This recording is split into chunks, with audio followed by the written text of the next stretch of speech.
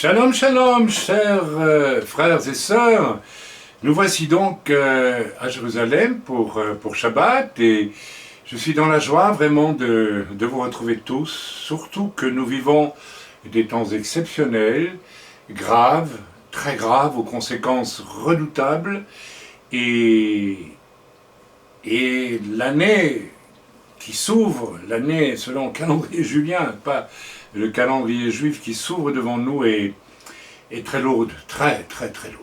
Nous allons louer le Seigneur néanmoins d'un cœur éveillé et ardent. Amen. Donc, Nachamou, Nachamou, Nachamou, amis, consolez, consolez, consolez mon peuple. Consolez mon peuple. Nachamou, Nachamou, Nachamou, Ami, Nachamou, Ami. Nachamou, Nachamou, Nachamou, Ami, Nachamou, Ami. Israël, Israël, Israël, Aoumi. Israël, Israël, Israël, Aoumi. Nachamou, Nachamou, Nachamou, Ami, Nachamou, Ami. Nachamou, Nachamou, Nachamou, Ami, Nachamou, Ami. Israël, Israël, Israël, Aouvi. Israël, Israël, Israël, Aouvi. Consolez, consolez mon peuple. Combien cette parole qui s'adresse au peuple d'Israël, mais aussi au peuple issu du peuple d'Israël en Yeshua, au peuple des chrétiens, des juifs messianiques, quelle que soit leur dénomination. Consolez mon peuple, consolez mon peuple. Je pense aux chrétiens américains qui sont en train de voir que la partie sombre des États-Unis vient de l'emporter. La partie sombre, je vais en parler dans le message, la partie sombre, la partie très sombre, présidée par un Akab, M. Biden, et par une Jézabel, Mme Pelosi, un étrange duo que nous connaissons, hélas, pour ce qu'il a de funeste. Oh Seigneur notre Dieu, console ton peuple, et aide-le à traverser les temps qui sont devant nous. Les temps difficiles, très difficiles, parce que ce qui arrive aux États-Unis, eh bien, sonne le glas d'une nation qui était majoritairement chrétienne, et qui a perdu peu à peu sa dominante chrétienne, pour voir venir à la lumière cette tendance gauchiste qui tire ses racines même du communisme, et qui est un humanisme comme un autre. Le communisme était à base d'un choix d'hommes pour amener quelque chose de bon par des moyens humains sur la terre. Et nous savons, nous, que seulement Dieu qui dirige nos vies, peut amener quelque chose de bon sur cette terre. Voilà le conflit entre Trump et Biden. Seigneur notre Dieu, ce qui arrive aux États-Unis va impacter tout le monde occidental, va impacter le monde entier et va permettre aux zones tenues par le diable dans le monde, Seigneur, je pense à l'Iran, je pense à la Russie, je pense à bien des pays, je pense à l'islam, va leur permettre de relever la tête d'une façon terrible. Et Seigneur, nous allons devoir traverser des temps très durs, très difficiles. Israël aussi va traverser des temps durs, mais néanmoins, nous te louons et nous te disons, Seigneur, Nachamou, Nachamou, Nachamou, Avi. Console ton peuple ce matin, dans le beau nom de Yeshua, ton Fils bien-aimé.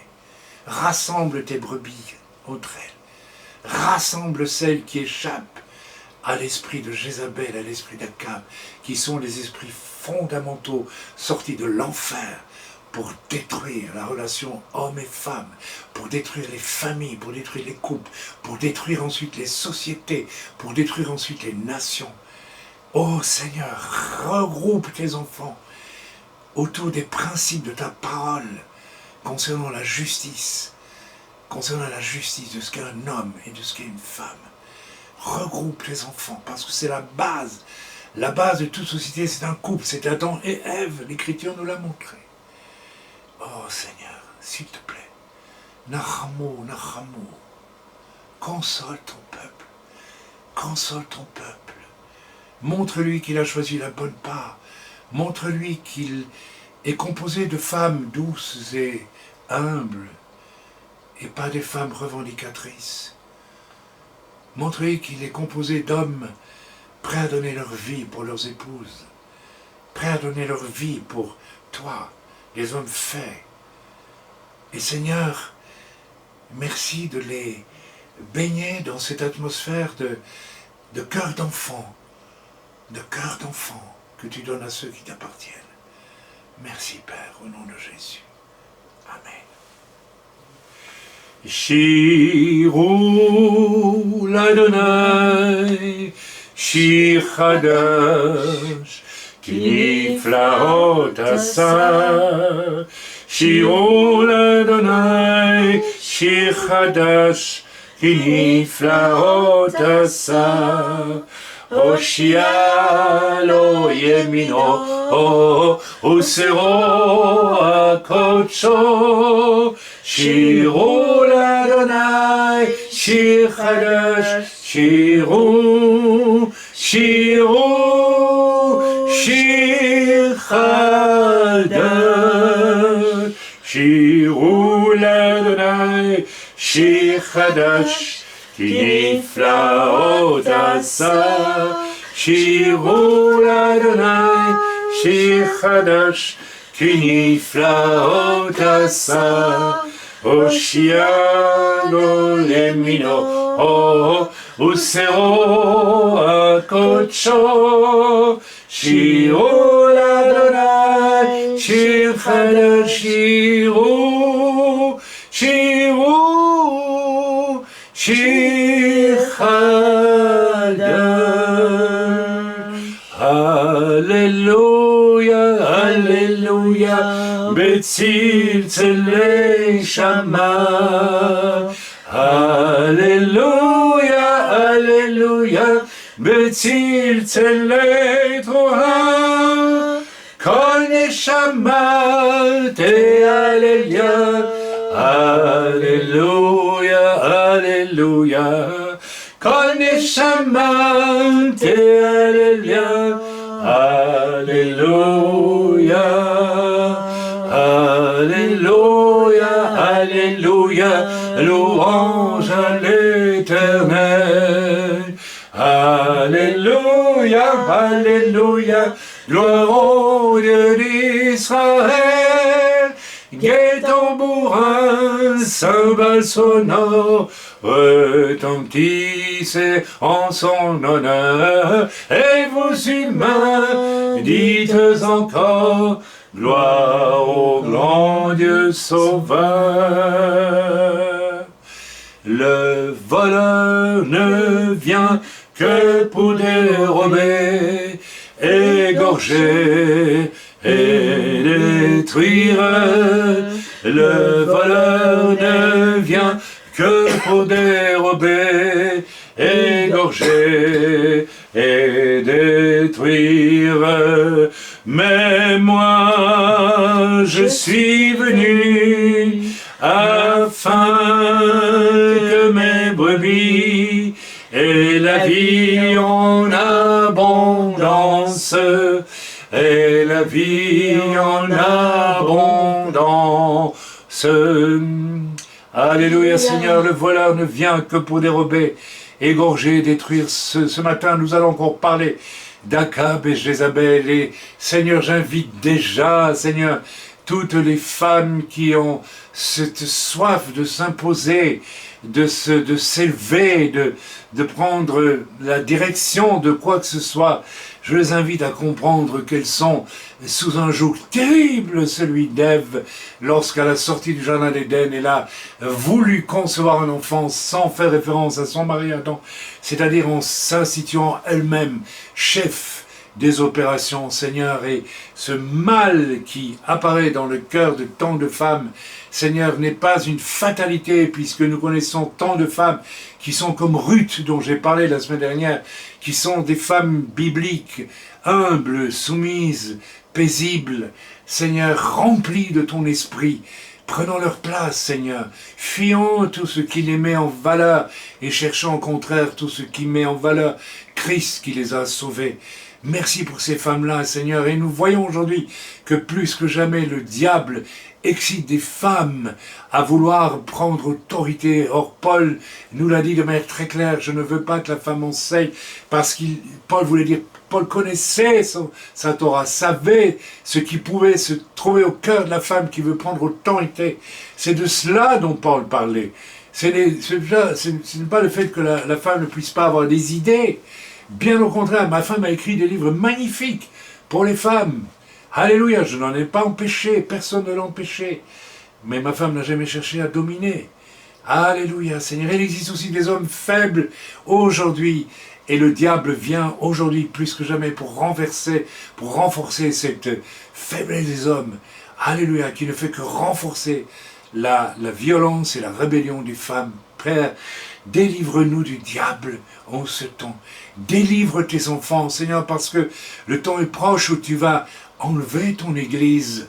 Et Seigneur, les femmes qui sont rebelles et qui contestent, qui sont, comme le dit ce proverbe, pire qu'une gouttière qui fuit en permanence, la femme querelleuse. Et nous connaissons des femmes querelleuses qui cherchent la querelle, qui cherchent à amener le trouble et qui ne veulent pas se contenter d'être à leur place, tout simplement. De même que l'homme n'accepte pas de prendre sa place, eh bien, elles ne pourront pas participer à cet enlèvement. Je te prie ce matin que le message qui va être donné ouvre les yeux, enfin, tous ceux qui ont besoin que leurs yeux soient ouverts, dans le bon nom de Yeshua, ton Fils. Bien-aimé, Amen, Amen. Amen. Alors nous allons chanter non, je vais obéir au Seigneur. Nous allons aller tout de suite dans la parole de Dieu. Nous allons aller tout de suite dans la parole de Dieu. J'obéis au Seigneur. J'avais prévu d'autres chants, mais le sujet de ce matin est tellement grave, tellement sérieux, tellement important. Alors j'intitulerai le message que je vais vous lâcher maintenant, Trump, le président Trump, petite réunion, ou Cyrus, contre Pelosi, pas besoin de vous dire qui est Pelosi, petite réunion Jézabel, et Biden, petite réunion Akab. Donc c'est Trump contre Pelosi, Biden, ou bien Cyrus contre Jézabel et Akab. Nous allons lire, j'ai été conduit par le Seigneur, et nous allons aussi dire quelques mots sur l'Église qui suit dans l'ordre celle dont nous parlons depuis quelques semaines, dans l'Apocalypse. J'ai été conduit par le Seigneur à lire Ésaïe 45. Et je pense que je vais vous le lire au complet avant de le détailler avec vous. Prenez vos Bibles, lisez avec moi s'il vous plaît. Je vais prendre un peu d'eau si tu veux bien, ma chérie. Donc, Ésaïe chapitre 45. Ainsi parle l'Éternel à son oint, à Cyrus. Je m'empresse de dire tout de suite que Cyrus était un roi païen, particulièrement païen, étonnamment païen, c'était pas n'importe qui, mais Dieu déclare, d'une façon quand même stupéfiante, qu'il en fait son oint. Un oint, c'est-à-dire quelqu'un sur qui Dieu pose sa main, afin qu'il accomplisse les desseins de Dieu. Un roi païen comme Cyrus.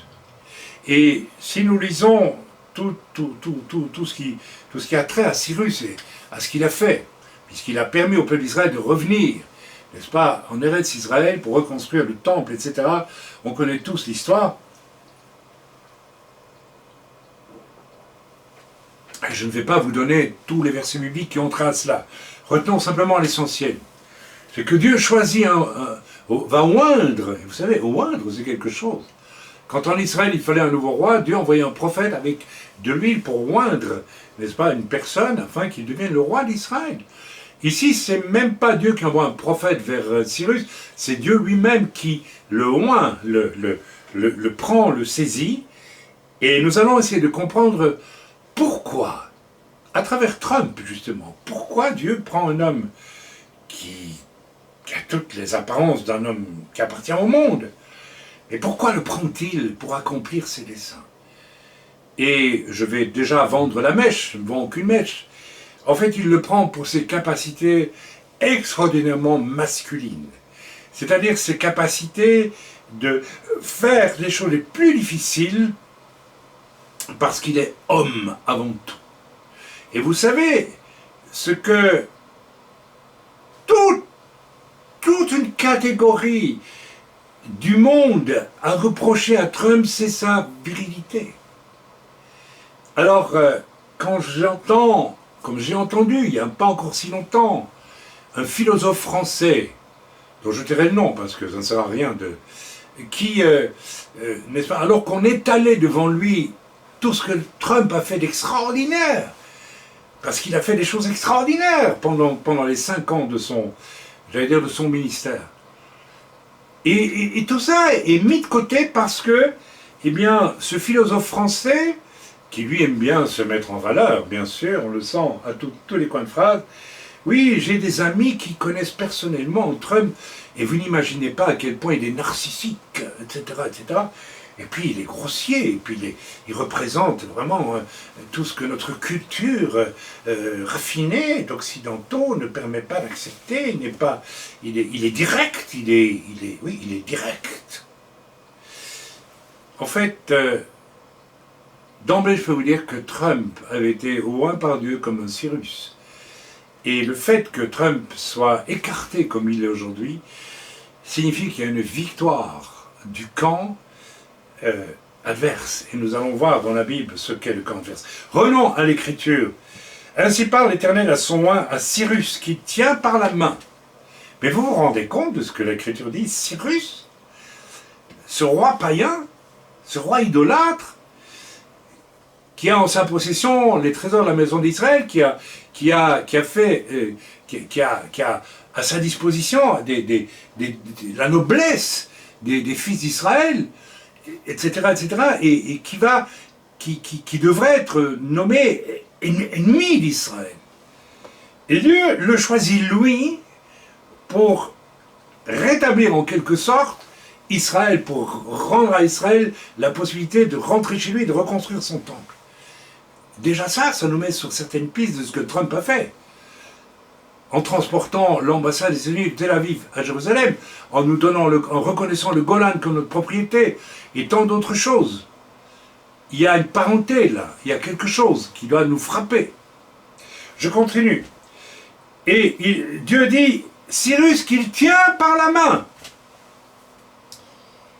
Il tient par la main. Pour terrasser les nations devant lui,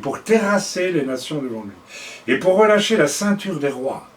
Vous savez, ici, l'Éternel donne à Cyrus une autorité qui ressemble presque à l'autorité que Jésus a en revenant bientôt. Il va terrasser les nations. Et voilà qu'ici, l'Écriture nous dit, je donne à Cyrus, un roi des nations, je le prends par la main, je le oins, et il a autorité pour terrasser les nations devant lui. Waouh! Qu'est-ce qu'il y a donc chez ce Cyrus de tellement important pour que Dieu agisse comme il agit? Ne pourrait-il pas prendre un nouveau Moïse qui aille auprès de Cyrus et lui dise, l'Éternel te dit, laisse aller mon peuple? Il aurait pu le faire. Pourquoi ne le fait-il pas? Eh bien, la réponse, elle est tout simplement dans la personnalité hyper masculine de Cyrus, tout simplement. Et pour relâcher la ceinture des rois, pour lui ouvrir les portes, on continue la lecture, afin qu'elle ne soit plus fermée, je marcherai devant toi, dit l'Éternel à Cyrus, j'aplanirai les chemins montueux, je romprai les portes d'airain. J'ai utilisé un jour ce verset, je romprai les portes d'airain pour dire au diable, ou un de ses émissaires, ses anges les plus terribles, auxquels j'étais confronté dans mon ministère un jour, et j'ai opposé ce verset et l'ennemi a disparu. Et je briserai les verrous de fer. Je te donnerai des trésors cachés. Vous vous rendez compte? Des richesses enfouies. C'est pas l'argent dont il s'agit ici. C'est une image de choses toutes différentes. Ok. Afin que tu saches que je suis l'Éternel qui t'appelle par ton nom. Moi, l'Éternel, le roi, le Dieu d'Israël. Je t'appelle toi, Cyrus. Roi parmi les nations, je t'appelle par ton nom, Cyrus. Allez, viens, suis-moi. Voilà, afin que tu saches que je suis l'Éternel qui t'appelle par ton nom. Le Dieu d'Israël. Le Dieu d'Israël choisit Cyrus pour se révéler à lui comme Dieu. Mais attention, nous allons voir des parallèles avec Trump dans tout ça, extraordinaire. Nous allons voir dans quelques instants.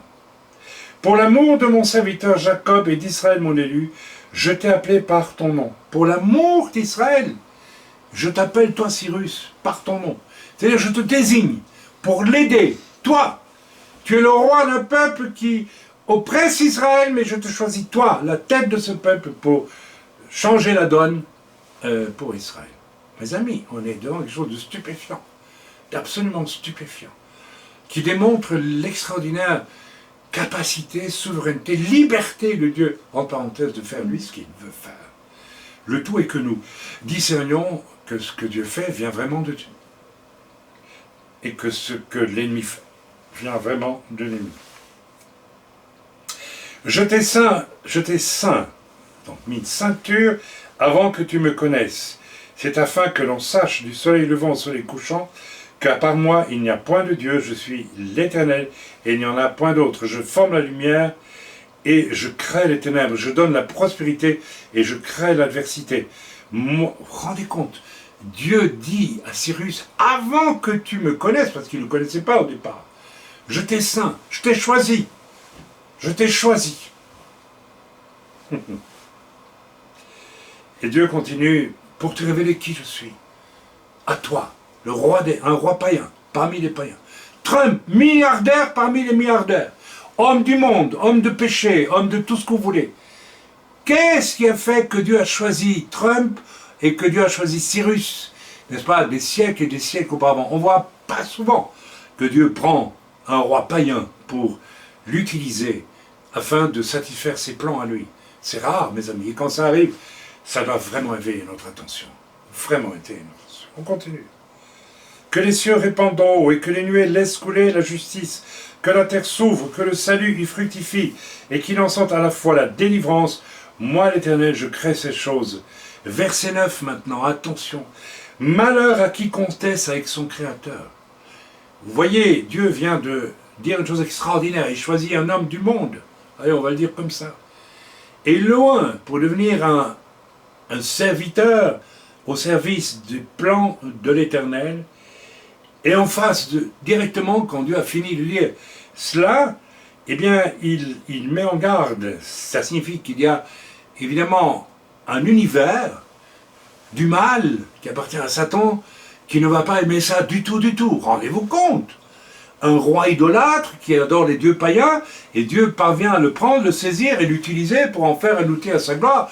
Alors, vous pouvez être certain qu'il y a une contre-offensive qui va venir du camp adverse, du camp de l'ennemi.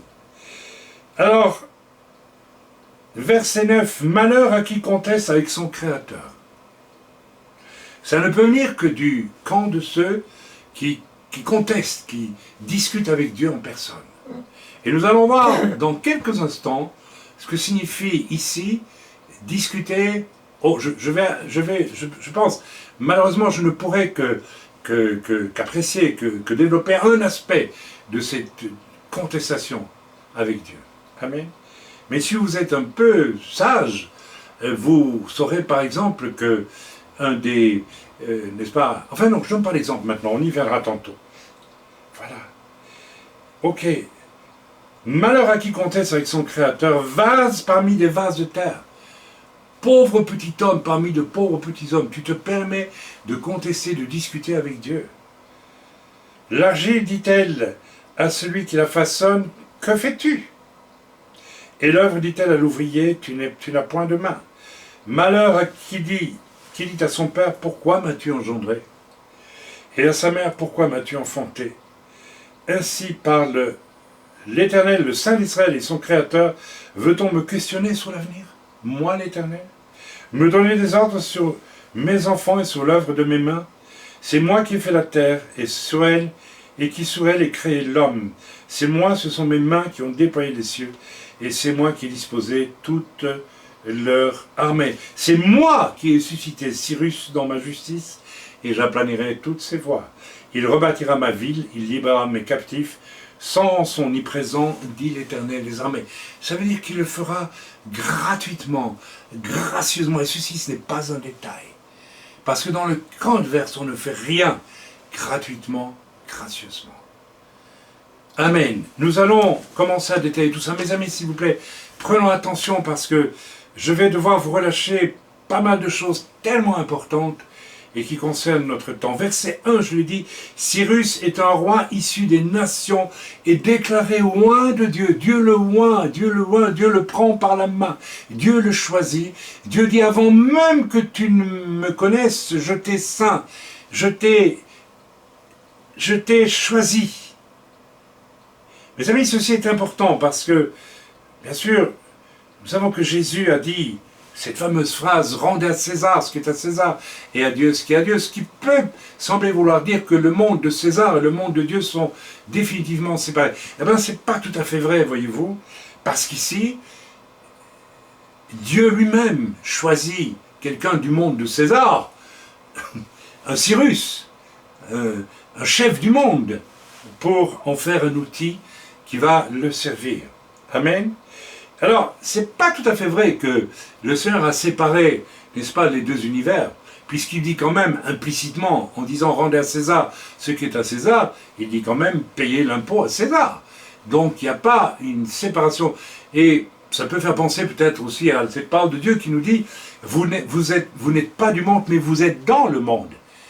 Et dans le monde, le Seigneur fait aussi ce qu'il veut. Le Seigneur fait aussi ce qu'il veut. Trump, lorsqu'il a été élu président il y a 5 ans, rappelez-vous, plusieurs, et ils avaient raison, on dit, je dis ils avaient raison parce que moi j'étais plus prudent, non pas vis-à-vis de Trump, mais parce que l'Esprit de Dieu m'avait alerté, et je vais vous dire de quoi il m'avait alerté. Beaucoup ont dit à l'époque, c'est un Cyrus. Ils avaient raison, et je suis d'accord. C'est un Cyrus. Voilà. J'avais reçu, moi, une étrange parole, rappelez-vous, il y a 5 ans déjà, une étrange parole, lors de l'élection de Trump. C'était, vous savez, cet avertissement qu'on avait dans les gares, qu'on a toujours, je crois, dans les gares aujourd'hui, lorsqu'on va traverser les voies, il est marqué « Attention, un train peut en cacher un autre ». Ça veut dire, bien vous dire ce que ça veut dire, c'est que si un train est en gare et que vous traversez et que vous ne voyez pas peut-être qu'un autre train vient et peut vous tuer tout simplement. Et j'avais ajouté aussi cette inscription qu'on voyait sur les trains jadis quand j'étais enfant. Il était marqué en français et en italien. Non, c'était en italien. Et pericolo sporgersi, ce qui voulait dire il est dangereux de se pencher. Donc de la même façon, il y a un danger. Donc Trump est le train de Dieu, mais attention, parce que quelque chose derrière pourrait être extrêmement dangereux. Et voilà, donc cette parole reçue disait en fait, ok pour Trump c'est un Cyrus, mais attention parce que ce qui va suivre est extrêmement dangereux. Le train qui va suivre et qui va croiser le premier train par derrière est dangereux. J'avais une intuition profonde et j'en ai réservé l'explication finalement à ce qui est en train de survenir aujourd'hui, n'est-ce pas? Et cette intuition était très très très très forte. Et tout simplement, le train qui était caché et qui est en train de venir maintenant, qui apparaît maintenant à travers les élections aux États-Unis, est très clair. C'est un train extrêmement dangereux et c'est un train qui va, n'est-ce pas, inaugurer, si jamais Biden passe vraiment, parce qu'il semble que Trump pourrait encore, on le dit, faire appel à l'armée et puis déclarer, on appelle ça pas un coup d'État, mais mettre le pays en situation d'urgence. Il aurait peut-être même le droit de le faire, paraît-il, je ne sais pas, mais apparemment, c'est râpé. Et le train qui vient maintenant, c'est le train des trafics autour du deuxième mandat volé à Trump, mes amis. Car c'est évident, plus personne ne veut en parler, mais c'est évident qu'il y a eu des fraudes massives et on en a eu la preuve et la démonstration, etc. etc. Et tout ça a s'imposé. Mes amis, que cela arrive à s'imposer est extrêmement grave, parce que il faut voir quels sont les principes spirituels qui se trouvent derrière ces choses. Je vous l'ai dit d'entrée de jeu dans le titre, si Trump est un Cyrus, et qui a pu, du fait d'un caractère hyper masculin, imposer des choses formidables pendant ces 5 années.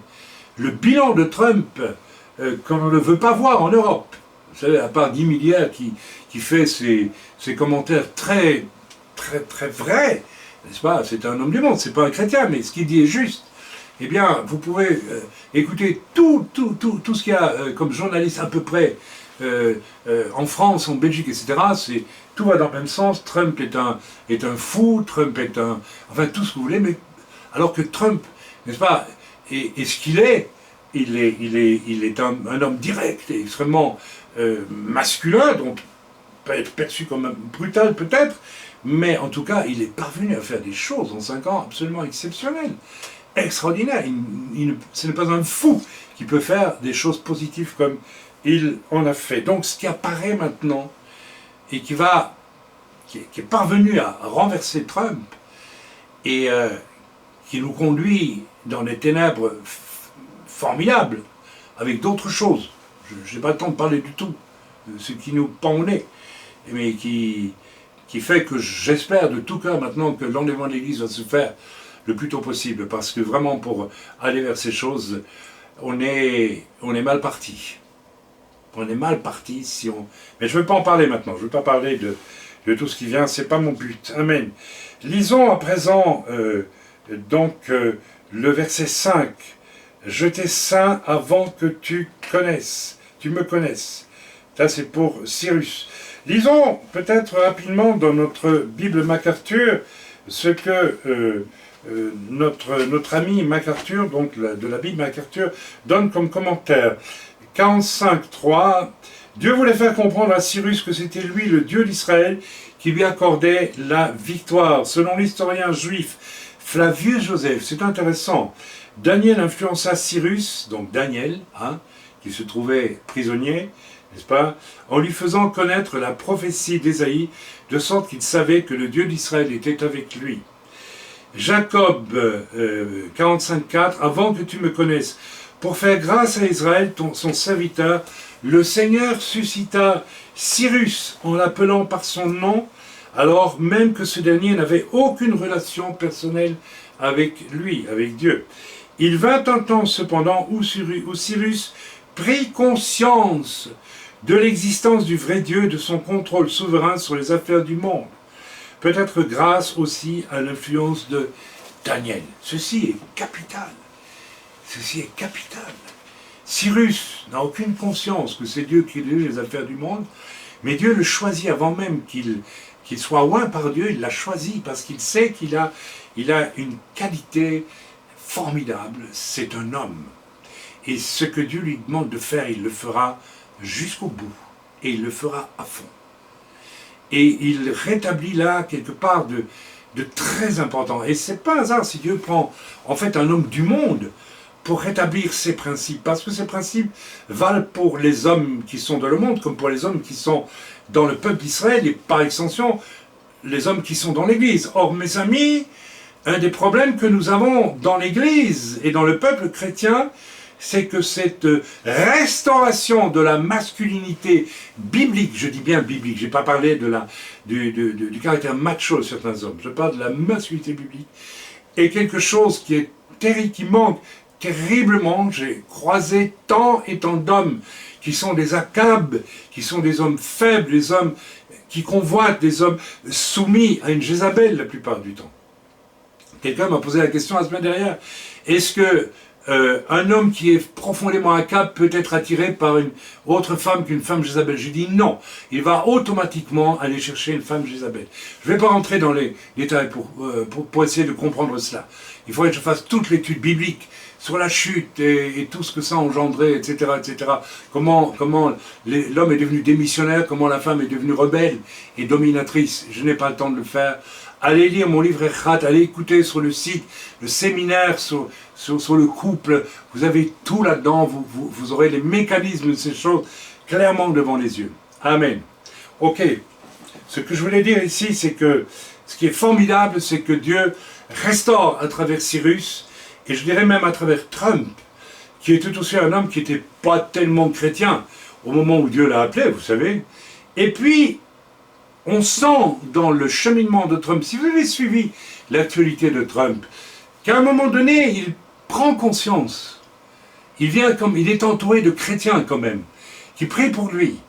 Et il commence à prendre conscience, on le sent, eh bien que ce sont les desseins de Dieu qui doivent passer avant le dessein des hommes. Et c'est là quelque chose de capital chez Trump, comme chez Cyrus. Trump n'agit pas en politique classique. Les politiciens classiques défendent un programme humain. Et avec humain, vous avez humaniste. C'est quoi un programme humain? C'est un programme construit par des hommes pour solutionner les problèmes de l'humanité.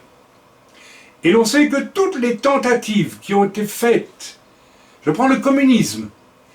Le communisme, c'est une tentative idéaliste au départ de trouver des solutions au malheur de l'humanité. Il y a des très très riches, il y a des misérables. Alors bon, on fait la révolution, on coupe la tête aux très très riches et on partage tout entre tout le monde, soi-disant. Et très rapidement, qu'est-ce qui apparaît? Eh bien, il apparaît que ceux qui sont à la tête de cela recréent une élite qui, elle, va s'enrichir. C'est exactement, mes amis, mais lorsque l'homme veut gérer le problème du péché lui-même, il ne fait que renforcer le péché de l'humanité. Lorsque l'homme comprend qu'il doit se mettre à l'écoute de Dieu pour gérer les affaires même de ce monde, comme Cyrus le fait, comme Trump l'a fait, les choses se passent différemment, mes amis. Et c'est ça qui a généré la haine et la colère de tous les politiciens humanistes américains et occidentaux et autres, qui sont habitués à faire des symposiums, des programmes politiques, des discussions à n'en plus finir sur comment on va s'en sortir, comment on va gérer ceci, comment on va gérer cela. Et puis, rien n'est jamais géré en réalité. À force de vouloir, par des moyens humains, gérer, au fond, le problème fondamental qui est le désordre de l'humanité, et en ignorant qu'il vient du péché, eh bien, on ne fait que renforcer le péché et les problèmes. Et c'est ce que, n'est-ce pas, les hommes politiques en général font autour de nous, d'une façon terrifiante, lamentable, et de plus en plus. Trump a agi d'une façon très différente. Cet homme-là agit avec son cœur, selon ce que Dieu plaçait sur son cœur. Écoutez bien ce que je vous dis.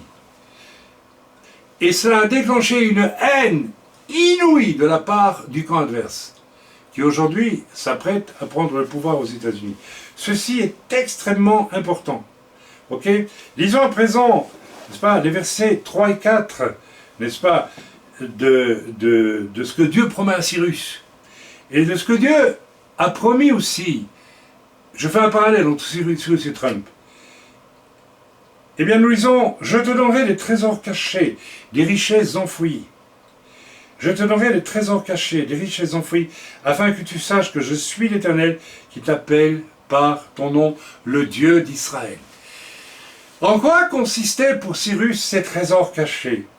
Eh bien, des trésors du cœur de Dieu, des choses que seulement Dieu peut révéler. Et je crois que Trump a commencé à comprendre que c'est pas tellement... Il y a eu bien sûr une influence de son environnement évangélique. Son vice-président, qui pourtant vient de le trahir,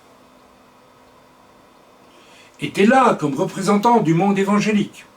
Il l'a certainement influencé par certains discours, mais j'ai la conviction profonde, que c'est Dieu qui a parlé au cœur de Trump. Et c'est Dieu qui a dirigé ses pas pour faire tout ce qu'il a fait. Et il en a fait des choses.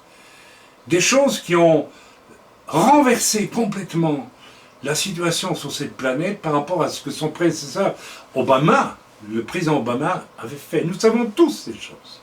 On va y venir dans quelques instants. C'est extrêmement important. Parce que ce qui est à mettre en valeur ici, c'est l'extrême, c'est le choix de Dieu sur un homme particulièrement viril, ce qui est extrêmement désagréable pour les hommes de type Akab. Or, le caractère Akab, il est dans le camp adverse. On continue. J'espère que vous me suivez parce que je brasse ici. Pouf. Voilà, donc je reviens sur le verset premier, je ne vais pas vous relire. Trump, qui est Trump? Qui est toujours Trump? Un homme d'affaires, un homme de show. Il avait un show là, je ne sais plus comment on appelle ce show, où voilà, celui qui n'est pas un bon homme d'affaires est éliminé. Enfin, il était assez terrible, assez dur, hein, mais extrêmement masculin dans sa façon d'être. Voilà. Alors, extrêmement mondain et tout ce que ça signifie. Et donc, apparemment, rien d'un chrétien, en réalité. Bon, il est plutôt issu d'une famille protestante, je ne sais même plus laquelle. Il est d'origine allemande, il a des origines juives. Mais tout ça, ne comptait que fort peu pour Trump. Il était surtout, un mec qui savait, et pardonnez-moi pour l'expression mec, c'est un homme fait, qui savait comment on fait pour réussir des affaires. C'est un homme de virilité, d'entreprise, qui va jusqu'au bout de ce qu'il fait. C'est ce qui nous manque beaucoup aujourd'hui, bien plus que nous n'imaginons, dans l'Église elle-même. Ok, avec tout ce que ça signifie, n'est-ce pas? Et Cyrus lui aussi n'était pas un ange, c'était un roi d'un peuple païen de chez païen, et qui sacrifie aux idoles, et qui était certainement pas un ange. Même on a dit que Trump était un homme un peu assez direct dans ses humeurs impures, n'est-ce pas? Oui, d'accord, mais vous savez, je connais moi des millions et des millions et des milliards d'hommes qui sont impurs dans leurs pensées. Et là, enfin, c'est moins grave, voyez-vous. Et ce sont ceux-là qui ont des pensées impures et qui même vont relativiser les choses, qui vont même, en France, n'est-ce pas, vanter l'époque des libertaires en France. Les libertaires, ce n'étaient pas des gens qui étaient là pour la liberté, c'était les libertins, c'était des mecs qui couraient après les femmes pour coucher avec, point, c'est tout. Hein. Mais alors ceux-là, les doux raffinés et libertaires, peuvent évidemment, mais vous vous rendez compte qu'il a dit cette parole terrible un jour, hein, je ne vais pas la répéter, mais on l'a tous entendu. Oui, il fait ça, paf, comme ça. Ben oui, mais il fait ça à tout haut, ce que vous faites tout bas. Et ça montre au moins qu'il est franc, qu'il ne se cache pas de ce qu'il est et de ce qu'il fait. Alors, retour au verset 5, je t'ai choisi avant même que tu me connaisses. Et je crois que Dieu avait choisi Trump avant même qu'il ne sache qu'il serait choisi de Dieu. Lorsqu'il a été élu président des États-Unis, Trump, comme Cyrus, a commencé, et ça, moi je l'ai perçu, on a commencé à le voir, parce qu'il a accepté des gens pris autour de lui, pris pour lui.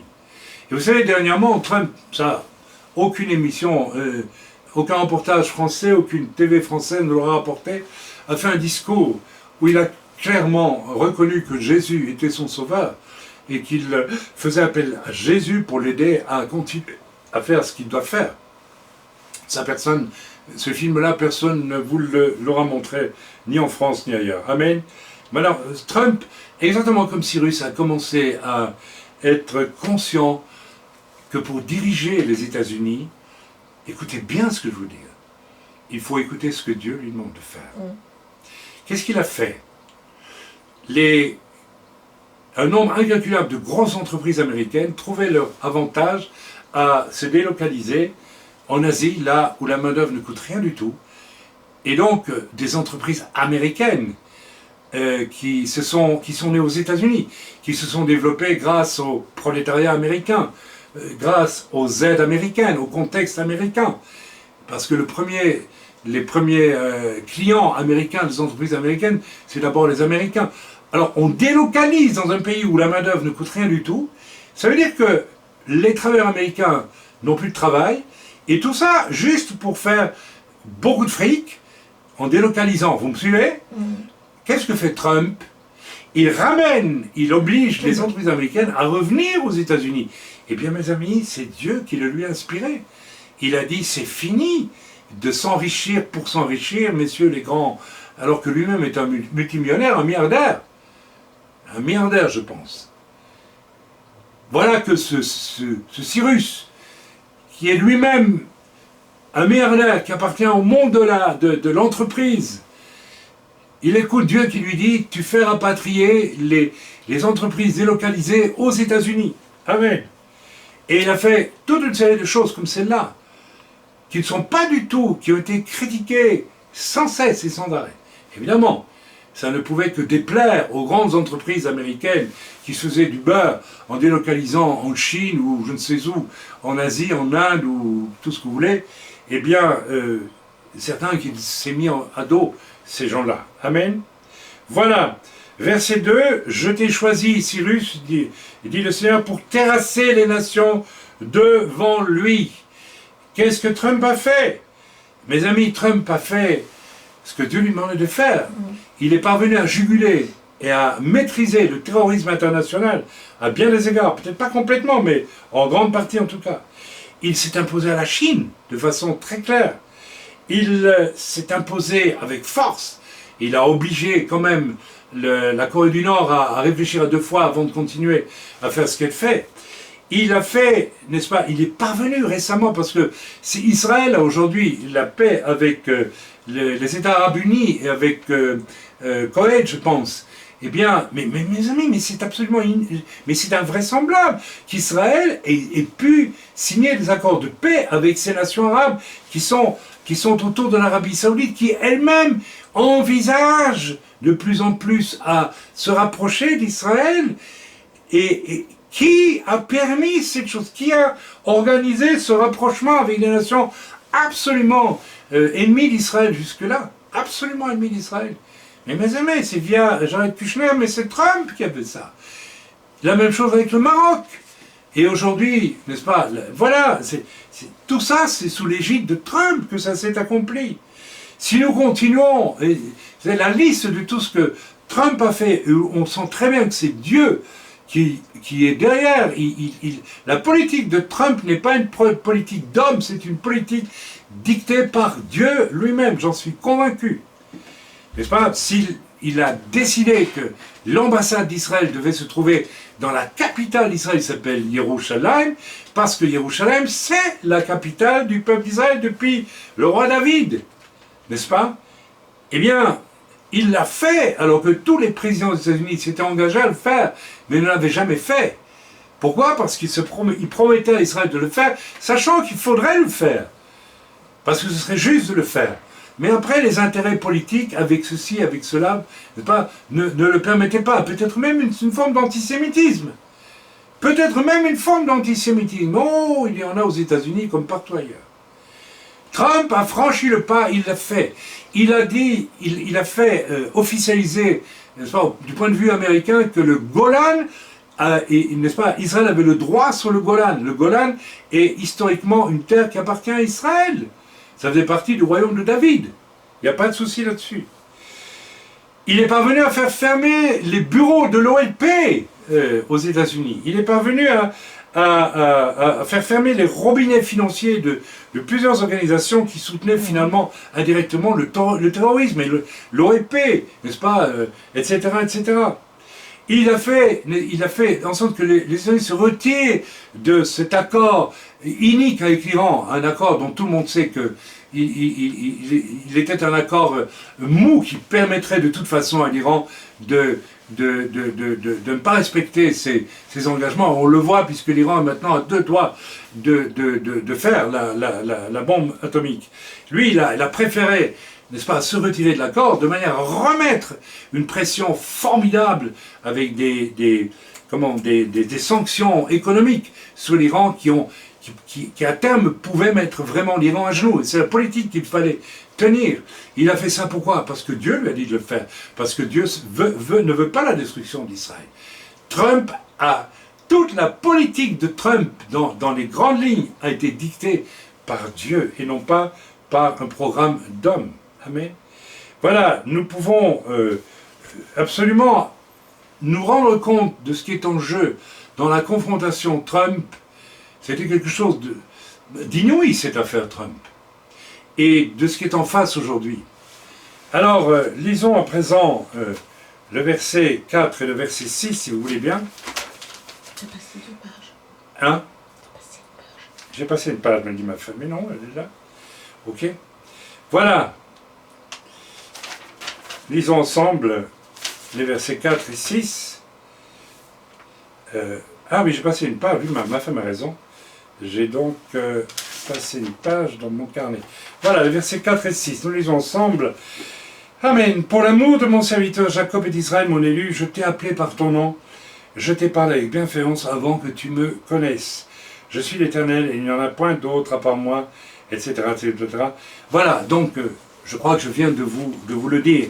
De la même façon que Dieu a appelé Cyrus et lui a parlé avec bienveillance, eh bien, Dieu a choisi cet homme Trump et peu à peu a commencé à lui parler sur son dessein à lui. C'est absolument formidable. Voilà donc un homme qui n'est pas nécessairement un chrétien né de nouveau au sens classique du terme, mais voilà un homme qui est choisi par Dieu et qui va écouter Dieu et qui va agir selon le désir de Dieu. Je crois que je viens de vous le démontrer en vous rappelant tout ce que Trump a fait, qui n'était absolument pas du tout dans la lignée d'Obama, qui lui travaillait pour la destruction des États-Unis et pour la destruction d'Israël, hein, soyons clairs, absolument. Voilà, donc continuons à présent et lisons à présent le verset 13 que j'ai trouvé magnifique pour ma part. C'est moi qui ai suscité Cyrus. On pourrait transposer et dire c'est moi qui ai suscité Trump dans ma justice, et j'aplanirai toutes ses voies. Dieu n'a-t-il pas fait cela malgré tous les obstacles que l'ennemi a fait à Trump? Il n'y a pas eu un homme autant injurié, maltraité, combattu, ridiculisé, humilié, une tentative d'impeachment qui n'a pas marché. Et on en est à la deuxième, et des accusations fausses. Mais alors, quand vous en voulez, les 5 années de Trump, ça a été accusation fausse sur mensonge sur mensonge, de la part de gens qui eux-mêmes sont ultra corrompus. Et on le sait. Mais que dit l'Écriture? J'aplanirai toutes ses voies, il rebâtira ma ville, il libérera mes captifs. Ça c'était pour Cyrus. Mais ici on pourrait ajouter, il rendra à Jérusalem sa capitale, il rendra le Golan, il fera ceci, il fera cela, il amènera la paix entre les pires ennemis d'Israël et Israël et bien d'autres choses. Rappelez-vous que la première chose que Obama avait faite lorsqu'il a été élu, c'est d'aller en Égypte pour embrasser les mains du grand moufti d'Égypte, qui était, je crois, un frère musulman. Vous vous rendez compte du contraste entre ce qu'a fait Trump et de ce qu'a fait Obama? Il y a là quelque chose de phénoménal. Et à présent, on est retour à la case Obama, quelque part, parce que vous savez, Biden, c'est Obama, hein, c'est Obama par derrière. Il n'y a pas à chercher plus loin que cela. Mais alors, ce que j'aime et que je vais souligner ici, c'est très important, il fera tout ça, donc Cyrus, sans rançon ni présent. Sans rançon ni présent. Vous savez, si Cyrus avait été un politicien selon le monde, il aurait dit « Ah oui, mais bon, je fais ça pour les Juifs, mais ils vont me payer en retour, je ne sais pas, un impôt pendant 50 ans. Hein. Ou alors il pourrait me faire un petit cadeau quand même, hein, j'ai fait du bien. » Eh bien non, Cyrus, cet homme habitué à tout prendre, à tout contrôler, à tout recevoir, voilà qu'il fait gratuitement, en obéissance à Dieu, des choses magnifiques pour le peuple d'Israël. Et il le fait gracieusement, absolument gracieusement. Eh bien, je pense que Trump n'a rien demandé, n'est-ce pas, aux Israéliens à ce jour, en échange de ce qu'il a fait pour Israël. Rien. Rien. Strictement rien. Et j'avoue que je suis un petit peu, je vous l'avoue franchement, dérangé. Dérangé quand notre Premier ministre, alors qu'il connaît la tempête d'injustice autour des élections, bon, immédiatement envoie ses félicitations à Biden il y a déjà une dizaine de jours. J'ai trouvé ça assez peu aimable et reconnaissant pour celui, Trump, qui nous a fait de tels cadeaux et qui ne sont pas n'importe quoi. Amen. Continuons si vous voulez bien. Ok, sans rançon ni présent. C'est-à-dire qu'il a fait ça gracieusement, gratuitement, en pure obéissance de cœur à Dieu qui inspirait ses pensées. L'incroyable faveur de Trump pour Israël et les USA, c'est un contraste absolu avec la politique d'Obama avant Trump, qui était une politique de corruption, de destruction des États-Unis. Il ne faut pas se leurrer. Obama a inauguré une pensée. Je ne vais pas vous dire pourquoi. C'est un homme croisé de noir et de blanc. Et il n'y a rien de plus terrible chez certaines personnes. Ils veulent choisir un camp plutôt que l'autre, et donc il faut détester l'autre. Et la part blanche d'Obama, au fond lui-même, il la déteste, il ne la supporte pas. Et dès lors, il faut détruire l'Amérique blanche à la base. Amen, il faut la détruire, n'est-ce pas? La collusion d'Obama avec l'islam, il n'y a plus besoin de la démontrer. Et son hostilité à l'égard d'Israël, il ne faut quand même pas oublier, n'est-ce pas, les affronts inouïs qu'Obama a fait à notre Premier ministre, n'est-ce pas, Netanyahou, lorsqu'il s'est rendu aux États-Unis et qu'il a laissé stationner 1 heure ou 2, n'est-ce pas, dans une antichambre, pour finalement le faire entrer par une porte de service, pas par la porte habituelle par laquelle on accepte les autorités venues de l'étranger, par une porte de service. La porte qu'utilisent peut-être les nettoyeuses des bureaux, vous voyez ce que je veux dire? Vous voyez un peu l'affront, la haine qui était à peine cachée là pour Israël à travers des affronts comme ceux-là. Okay? Trump a pratiqué une obéissance de cœur à Dieu et non une obéissance de type politicien. Et cela, le monde politique américain, européen, qui est humaniste avant tout, et qui a cette pensée avec nos programmes d'hommes, vous savez, dès que Biden a commencé à parler, qu'est-ce qu'il dit? Voilà, eh bien moi je vais lancer un emprunt de combien? 150 milliards de dollars américains pour relancer l'économie américaine. On sait très bien que ce n'est pas ça qui va lancer l'économie américaine. Ça va juste endetter un peu plus les États-Unis. Ce qui peut relancer l'économie américaine, c'est une économie qui était le fait de chrétiens jadis, qui donnaient la dîme et qui suivaient les préceptes de la parole de Dieu, même dans leurs entreprises, qui priaient dans leurs entreprises. Et tout ça, c'est fini aux États-Unis. Alors, voilà, donc, j'avance. Je sais que c'est pas facile à digérer tout ce que je vous raconte, mais voilà. Trump est avec ses défauts d'homme, sa masculinité qui dérange beaucoup d'hommes. Moi, elle ne me dérange pas dans la mesure où je sais que je préfère un homme dont on voit les défauts de la masculinité qu'un homme dont on voit les défauts du manque de masculinité, d'un point de vue biblique. Ceux qui le haïssent ne l'haïssent pas à cause de sa politique, mais parce que sa politique a été soumise à la pensée de Dieu. Mes amis, c'est un oin. Trump a été un oin. Donc nous avons ici un combat entre la lumière et les ténèbres. J'espère que je me suis fait assez clair dans tout ce que j'ai raconté.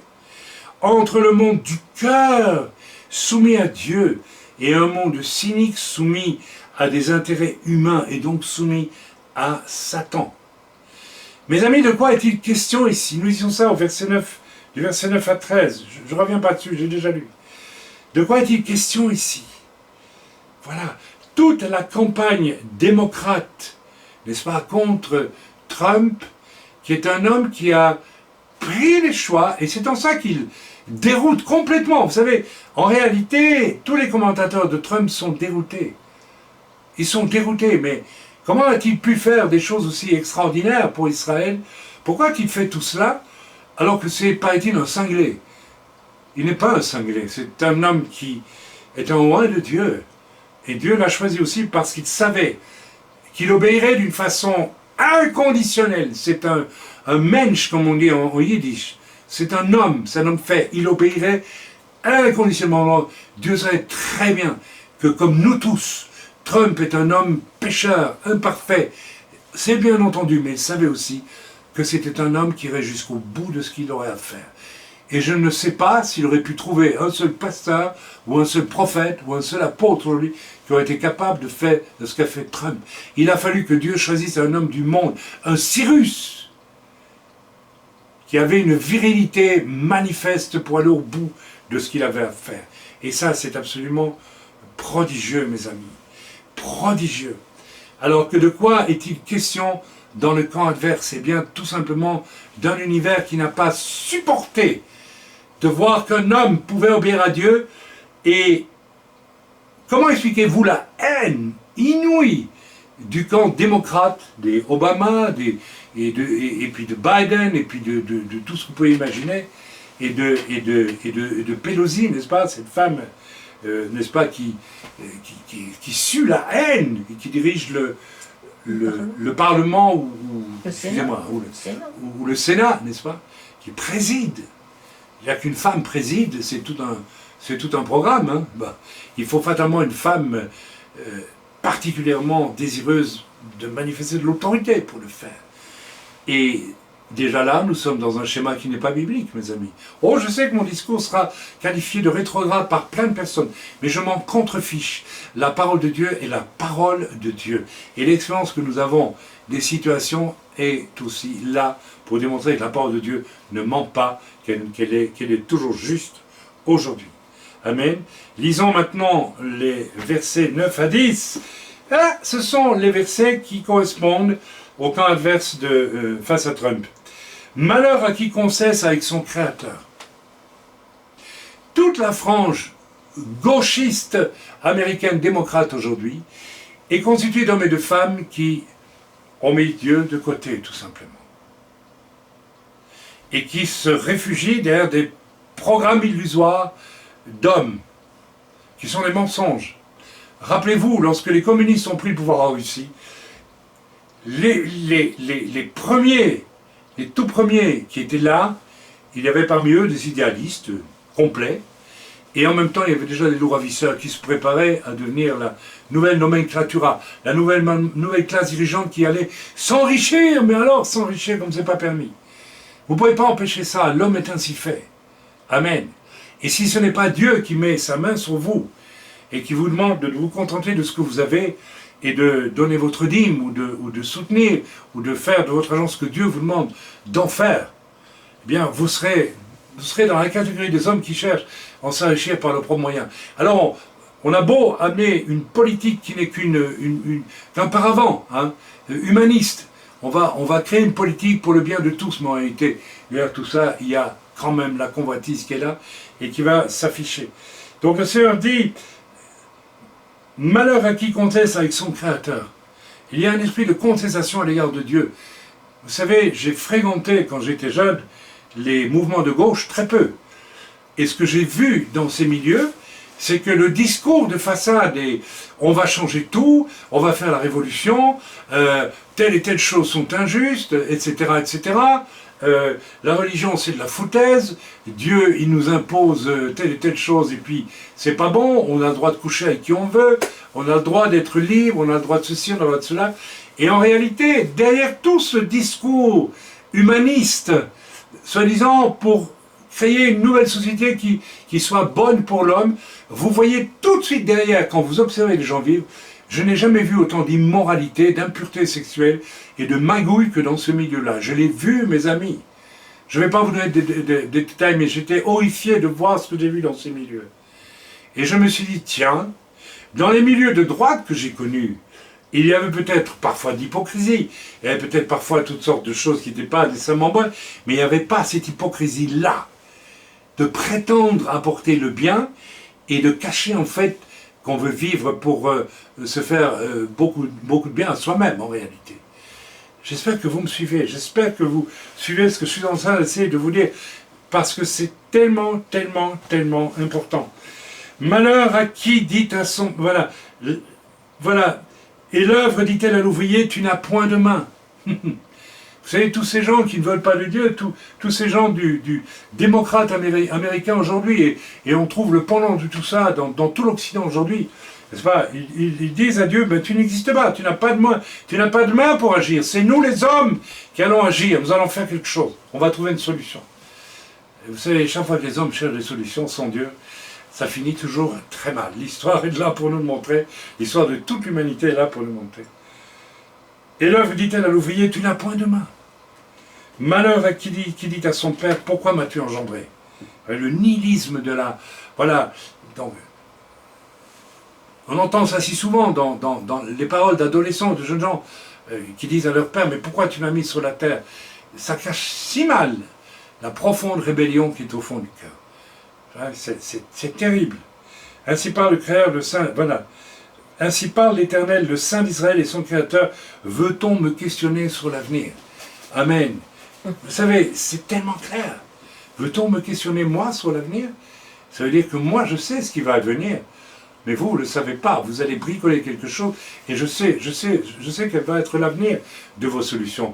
Encore plus de malheurs, encore plus de difficultés, encore plus de catastrophes. Trump m'a écouté. Et c'est ça qui dérange profondément. Tous les politiques de la planète qui fonctionnent selon un principe humaniste, l'homme par l'homme et pour l'homme, sont déroutés par un homme comme Trump. Absolument déroutés. Il dit, mais ça s'est jamais vu. Personne ne s'attendait à cela. Et vous savez, c'est vrai, lorsque c'est Dieu qui se met à agir, tout le monde est surpris. Il dit, mais qu'est-ce qui se passe? Mes amis, que vienne le jour où c'est Dieu qui va tout diriger et nous serons tous ébahis de ce qu'il fait. Déjà, à notre petit niveau dans l'Église, mes amis, lorsque nous voyons Dieu agir, nous sommes stupéfaits. Ça ne rejoint absolument pas ce que notre raison humaine nous permet d'envisager, de comprendre. Nous sommes tellement limités. Mais quand c'est Dieu qui montre et qui fait, qui agit, on est tous toujours complètement déroutés et heureux, parce que c'est toujours parfait quand c'est Dieu qui le fait, n'est-ce pas? Alors, quand on voit aussi combien il faut, jusque dans l'Église, lutter pour empêcher que ce qu'il y a d'humain dans l'homme et la femme ne prenne le dessus et n'empêche Dieu de faire et d'influencer les hommes de Dieu, les femmes de Dieu, les femmes qui ont une relation avec Dieu, afin qu'ils amènent de la part de Dieu ce que Dieu veut, ce que Dieu veut voir faire, ce que Dieu veut voir prêcher, ce que Dieu veut voir guérir, prophétiser, etc., etc. Amen.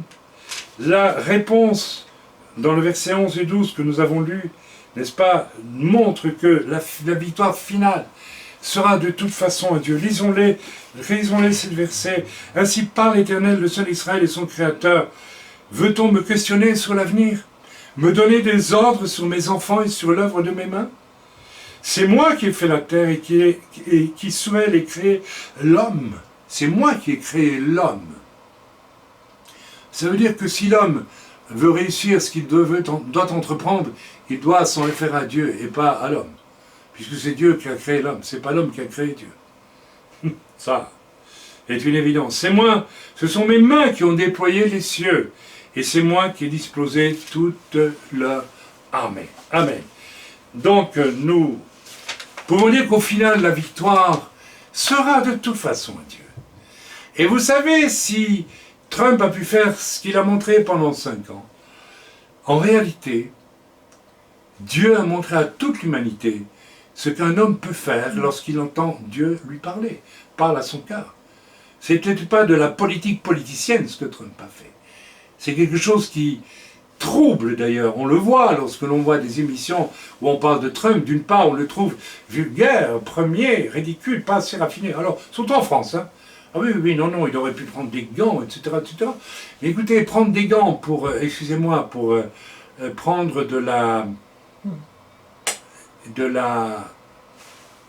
des déjections et les répandre, je ne sais pas si c'est une bonne chose. Je pense que en France, on est plus préoccupé des apparences que du fond. Et vous savez, entre le fond et la forme, il y a des moments où il faut choisir la forme. Il faut choisir le fond plutôt, et pas seulement la forme. Amen. Ok.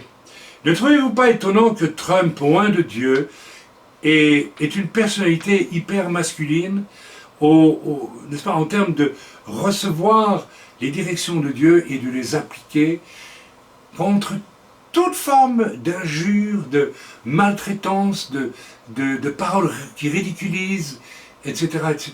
Vous savez, de la même façon aujourd'hui, lorsque vous prêchez l'évangile et que vous êtes en face d'un parterre d'hommes du monde, vous avez droit au ricanement, vous avez droit aux moqueries. J'ai eu droit à cela.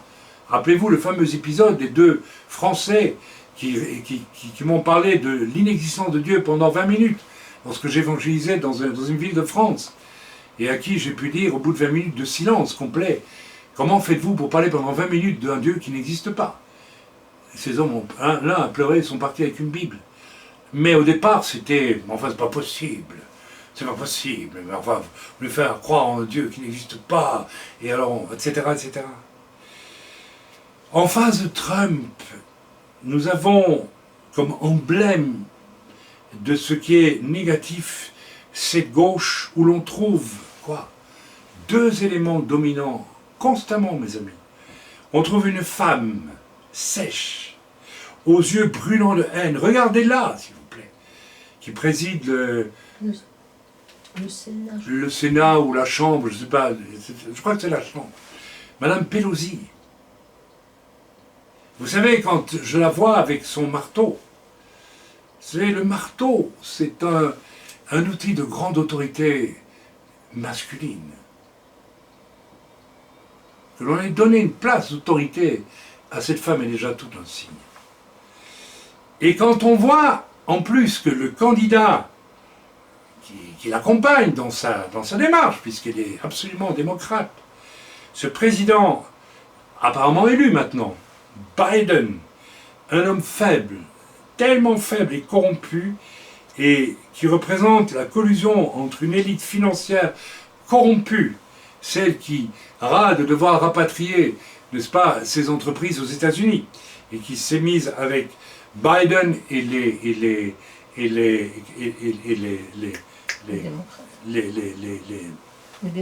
démocrates pour descendre Biden, pour descendre Trump, n'est-ce pas, ainsi qu'une gauche qui est tout autant corrompue que ne le sont les grands industriels et les journaux américains, etc., etc. On connaît tous cela, n'est-ce pas? Pelosi, Biden, cela ne nous rappelle rien en termes de schéma biblique. Évidemment, ça nous rappelle Jézabel et Akab. Voilà ce que le diable veut opposer à la présidence écoulée de Trump. N'est-ce pas? Un gouvernement dirigé par l'esprit de Jézabel et d'Akab. Vous savez, tout le monde le dit en plus, presque un peu cyniquement, Biden va bientôt mourir, et c'est pas son vice-président, mais sa vice-présidente qui va prendre Kamala Harris. Donc tout le monde se pose beaucoup de questions. À dire, mais vous êtes contre le fait qu'une femme soit présidente des États-Unis? Je dis moi que si il n'y a pas un homme capable, avec un grand courage, une grande virilité, d'être chef, le diable peut amener une femme pour exercer une autorité qui ne lui revient pas en tant que femme. Oui, je le dis et je le soutiens. Vous savez, il suffit de suivre les choses pour se rendre compte où on va. Cet esprit de Jézabel, c'est Jézabel qui avait son Akab. Jézabel avait son roi, son mari faible, Akab, à ses côtés. On voit le schéma, Jézabel, Akab avec Pelosi, Biden, c'est clair. Et en coulisses, nous avons probablement une Jézabel, je ne dis pas que c'est nécessairement une Jézabel qui va prendre la tête des États-Unis, je n'en sais rien. Je ne sais pas si elle est vraiment Jézabel. Je ne la connais pas. Mais, le risque est là. Amen. Voilà. Alors, si cet esprit de Jézabel, soit cette Jézabel est là, en train de prendre le dessus pour œuvrer à la destruction à nouveau des États-Unis, d'Israël et du monde libre, parce que c'est de cela qu'il s'agit. C'est de cela qu'il s'agit. Qu'en est-il dans l'Église? Ce n'est pas un hasard si nous voyons aussi agir de plus en plus dans tout le corps de Christ en nos jours, l'esprit de Jézabel et des femmes de type Jézabel. Et il n'y a pas, j'insiste toujours pour le répéter, il n'y a pas de Jézabel possible s'il n'y a pas aussi des hommes lâches, faibles, démunis de courage, amis de tout ce qui est agréable, facile, aimable, gentil, non, pas trop de responsabilité. Je me rappellerai toujours d'une église qui était dirigée par un couple, Akab et Jézabel, absolument terrifiant. Ces gens étaient dans une impureté sexuelle phénoménale. Ces gens bon, c'était un couple Akab et Jézabel de première. J'ai vu ça dans une église. Et le résultat était que lorsque j'ai connu cette église où on m'a invité, vous savez sur quoi on prêchait? Sur l'amour. Tout le temps, l'amour. Mais l'amour qui couvre tout. L'amour tout le temps. Mais en réalité, cet amour, c'est soi-disant amour, n'est-ce pas? Et le camp de Biden, le camp d'Obama, parle sans arrêt d'amour, vous savez. C'est très étonnant. Ceux qui ont fait la révolution communiste parlaient d'amour pour le peuple. Lorsque Pol Pot a fait détruire 2 millions de Cambodgiens en les décapitant au départ, il dit c'est pour votre bien, c'est par amour pour le peuple. On va détruire on va détruire la tyrannie. C'est pour votre bien. Le résultat, on a massacré 2 millions de Cambodgiens après les avoir mis dans des camps de rééducation. Il y a aujourd'hui, c'est dans l'air aux États-Unis, un discours qui est, on va organiser des camps de rééducation. J'ai entendu cela et je n'en suis pas surpris, pour rééduquer les enfants des personnes qui ont voté pour Trump. Il faut absolument arracher de l'esprit de tous ceux qui ont voté pour Trump le fait qu'il faut croire en Dieu, tout simplement. On en est là aujourd'hui, et tout ça nous annonce que nous savons bien qui va venir et qui va être terrible sur toute la terre. Je n'ai pas besoin ici de vous parler de la bête, de l'antéchrist et de tout ce qui s'en vient maintenant. Ça arrive. Mais restons au niveau de l'Église maintenant. Mes amis, dans l'Église elle-même aujourd'hui, et je l'ai vu ces dernières semaines, l'esprit de Jézabel est là.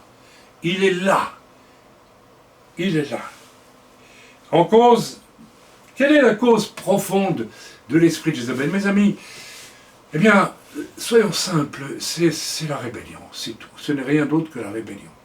C'est le désir d'avoir son mot à dire absolument, et que ça soit absolument entendu et respecté. C'est à l'inverse de ce que Dieu demande. Dieu demande que l'on soit à son écoute. Si un homme extrêmement viril a pu se mettre à l'écoute de Dieu et faire ce que Dieu lui demandait de faire, je ne parle de Trump, qui est un Cyrus. Il n'y a pas 36 000 Cyrus dans l'histoire du monde. Hein. Moi, j'en connais 2 jusqu'à présent.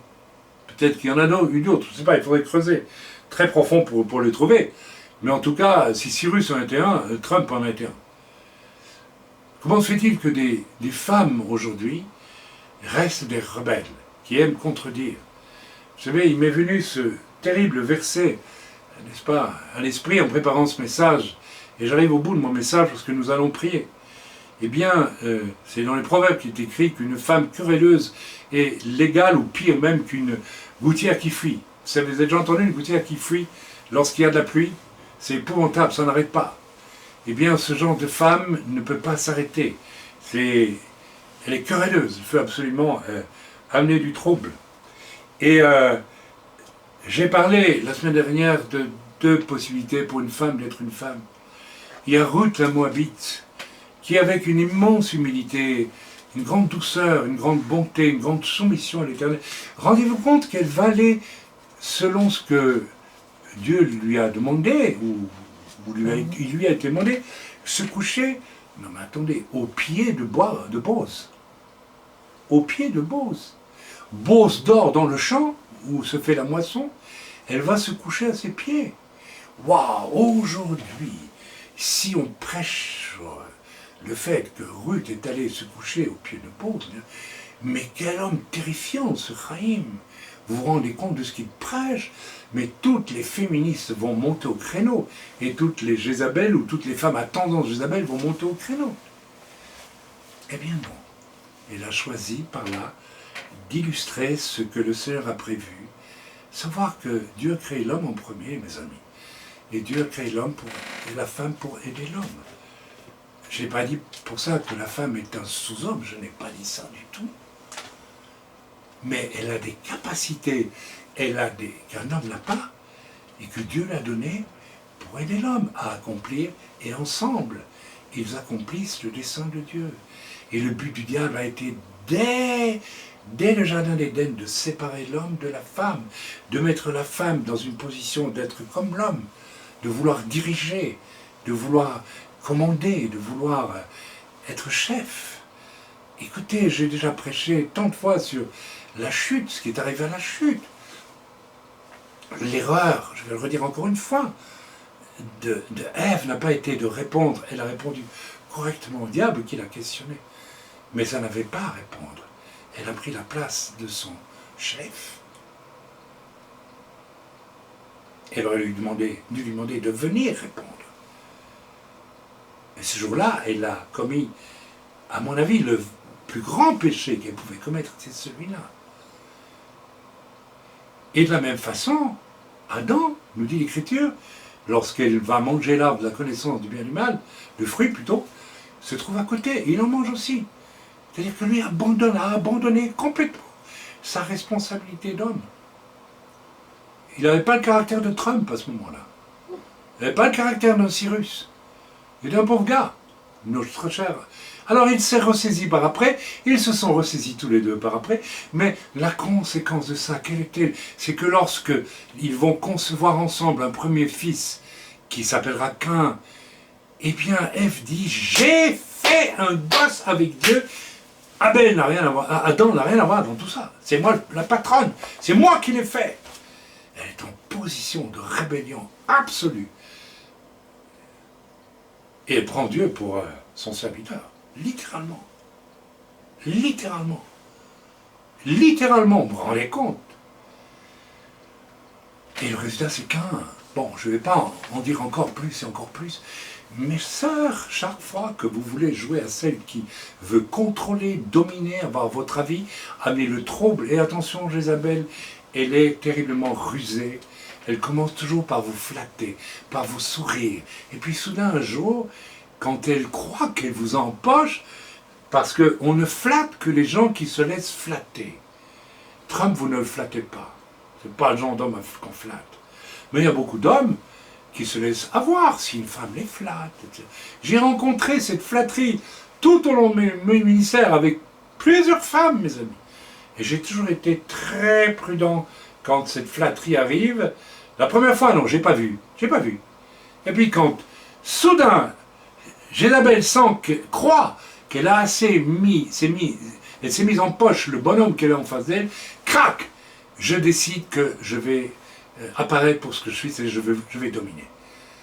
Alors si vous êtes un homme, vous dites, là, stop, tu arrêtes. Non, ça passe pas. Mais si vous n'êtes pas un homme, eh bien, vous laissez faire. Et je ne vais pas redétailler, mais cet esprit existe aujourd'hui en l'Église, il est très violemment installé, et j'invite vraiment chaque femme qui va écouter ce message, et qui se reconnaît dans cette rébellion, ce besoin, alors vous savez, c'est très subtil, hein. Et soudain, les femmes qui proposent des choses, parce qu'ils pensent que ça vient de Dieu, mais qui ne les proposent pas avec l'humilité requise, en passant par l'autorité dans l'Église, les anciens, en disant, moi je pense ceci, non, qui brûle l'obstacle, si j'ose permettre ainsi, et qui vient carrément devant pour dire, voilà, Dieu m'a dit de faire ceci, Dieu m'a dit qu'il fallait faire ceci dans l'Église. Mes amis, vous voyez comment subtilement on peut devenir une femme qui prend autorité là où elle ne peut pas. Vous, oui, mais ça, vous devez, de la même façon que vos maris, doivent faire preuve d'humilité avec vous et ne doivent pas vous imposer les choses sans vous demander votre avis. Vous devez demander l'avis de vos maris et vous, mes sœurs, vous devez vous soumettre aux anciens, aux pasteurs pour amener des choses éventuellement dites du Seigneur dans l'Église. Si une femme vraiment spirituelle, n'est-ce pas, est dirigée par le Saint-Esprit et qu'elle prophétise en langue et puis que c'est traduit, je le laisserai faire. Mais si je perçois en esprit et si je vérifie, et ça se vérifie très vite, que c'est faux, je serai obligé de dire c'est faux. Je ferai la même chose avec un homme, mes amis. Il y a Dieu qui normalement doit être celui qui dirige l'Église. Ça ne peut pas être un homme mis au service de Jézabel, faible et lâche. Ça ne peut pas être une femme qui cherche à diriger, à dominer. Je crois que j'en ai assez parlé et nous allons aller, n'est-ce pas, voilà, nous sommes, mes amis, plus que jamais, rendez-vous compte de ce qui est en train de se faire. Le président qui va diriger les États-Unis n'est pas un chrétien, n'est pas un homme que Dieu a choisi. C'est un homme que le diable a tout fait pour amener au pouvoir, à travers la corruption, le mensonge, tout ce que vous pouvez imaginer. C'est un homme qui est environné par et contrôlé par Jézabel. Croyez-moi. Croyez-moi. Ça inaugure des choses terrifiantes. Parce que je peux vous faire la confidence que ce que j'ai observé en bientôt 40 ans de vie de croyant maintenant, quand j'ai rencontré des Jézabel ou des Akab qui n'ont pas voulu prendre conscience de leurs problèmes, leur évolution et leur fin est toujours catastrophique. Ils sont détruits. Et j'irai plus loin, mes amis. J'irai plus loin. J'irai plus loin. L'enlèvement de l'Église est peut-être pour très bientôt. Croyez-vous qu'une femme qui fonctionne avec l'esprit de Jézabel, qui est à la base d'une rébellion satanique contre l'ordre de Dieu, ou qu'un homme qui est trop lâche que pour résister à l'esprit de Jézabel, puisse être enlevé à la rencontre du Seigneur, qui a une autorité souveraine sur toute la création? Vous savez, je vais vous choquer, mais je le fais de bon cœur. Pourquoi est-ce que Dieu n'a pas créé un sauveur qui soit une femme? Eh bien, tout simplement parce qu'il a choisi que Yeshua vienne en tant qu'homme. Ça veut dire quelque chose. Ça veut dire quelque chose. Que soient rétablis dans l'Église des hommes dignes de ce nom, qui ont du courage, que soient écartés, si elles ne veulent pas se soumettre, n'est-ce pas, des femmes qui veulent absolument décider qu'elles veulent avoir le même statut qu'un homme, parce que c'est un mensonge du diable auquel elles sont soumises. En plus, c'est ridicule. Pourquoi j'ai envie d'être une femme, mais j'aime ma femme? Mais pourquoi j'aurais envie d'être une femme? J'ai pas envie d'être une femme, parce que Dieu m'a fait homme, qu'est-ce que je vous dise? Pourquoi que ma femme a envie d'être un homme, elle n'a pas envie, hein? Parce que c'est ridicule. C'est complètement ridicule. Je sais que c'est dans l'air du temps, hein, le genre et tout ce qui s'ensuit. On est tous les deux, on peut choisir. Mais c'est diabolique tout ça, c'est diabolique, ça va avec l'air du temps. Mais dans l'Église, nous devons repartir vers les fondements, mes amis, les fondamentaux. Amen. Nous sommes arrivés à un point où les ténèbres et la lumière sont de plus en plus en confrontation. Et il faut savoir dans quel camp tu te trouves, mon frère, ma soeur, si l'enlèvement a lieu demain et tu es enlevé. Toi qui es tout le temps en train de discuter avec ton mari, toi qui ne peux pas faire autre chose que d'avoir ton avis en tout, et qui que ton avis est rendu faux et caduque, t'entête et demande même qu'on se soumette à ton point de vue. J'ai vu cela il n'y a pas très longtemps, une femme qui dit des choses absolument fausses, et quand on remet les choses en place, non seulement on dit, mais non, mon point de vue est vrai, mais c'est vous qui devez demander pardon parce que vous n'avez pas compris mon point de vue, alors que de toute évidence, ah ben oui, voyez-vous jusqu'où l'orgueil et la rébellion peut aller. Et de la même façon, la lâcheté des hommes peut aller très loin, mes amis. Vous savez, je vais vous dire, aujourd'hui, quand je regarde un homme prêcher, je prie et je demande pas L'Esprit de Dieu me montre. Cet homme, il est soumis à 2% ou à 3% à sa femme qui essaie de le dominer. Ou cet homme a vraiment la capacité d'aller jusqu'au bout des choses. Vous savez, ne vous faites pas d'illusions si vous êtes un serviteur de Dieu qui n'a pas de la trempe de Trump dans le fait de savoir que vous êtes homme et que vous devez prendre vos responsabilités et que vous devez lutter contre tout ce qui est falsifié dans les identités hommes-femmes. Eh bien, ça va avoir une répercussion dans votre ministère. Il y aura quelque chose dans votre ministère qui va montrer cela. Et soyons prudents, mes amis. Nous allons finir avec l'église de Sardes. Eh bien, parce que l'église de Sardes, dans l'Apocalypse, je vais juste le lire, elle nous dit la même chose, tout simplement. Allons dans l'Apocalypse, puisque nous avons commencé à travailler sur toutes les églises d'Apocalypse. Apocalypse 2, toujours, je pense. 3, pardon, merci à mon épouse. Elle est une aide, hein, voilà, quand je me trompe, elle me le dit chaque fois. Écrit à l'ange de l'église de Sardes, voici ce que dit celui qui a les 7 esprits de Dieu et les 7 étoiles. Je connais tes œuvres, je sais que tu passes pour être vivant et tu es mort. L'église de Sardes était morte. Elle n'avait plus que les apparences, elle était morte. Mais de quoi était-elle morte? C'est là qu'il faut essayer de se poser certaines questions. Sois vigilant et affermis le reste qui est près de mourir, car je n'ai pas trouvé tes œuvres parfaites devant mon Dieu.